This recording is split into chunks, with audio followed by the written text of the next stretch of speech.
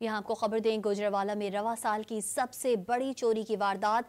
चोर खाली घर से 4 करोड़ 38 लाख रुपए से जायद मालियत की चोरी कर गए। पुलिस के मुताबिक डीसी कॉलोनी के घर के मकीन शादी में गए थे।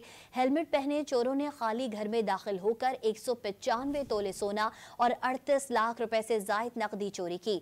कैंट पुलिस ने मुकदमा दर्ज करके तहकीकात शुरू कर दी है।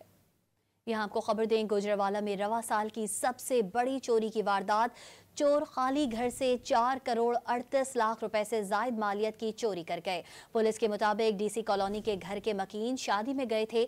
हेलमेट पहने चोरों ने खाली घर में दाखिल होकर 195 तोले सोना और 38 लाख रुपए से जायद नकदी चोरी की।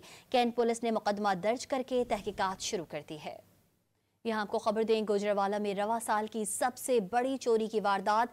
चोर खाली घर से 4 करोड़ 38 लाख रुपए से जायद मालियत की चोरी कर गए। पुलिस के मुताबिक डीसी कॉलोनी के घर के मकीन शादी में गए थे।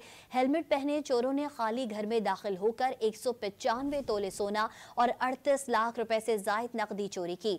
कैंट पुलिस ने मुकदमा दर्ज करके तहकीकात शुरू कर दी है।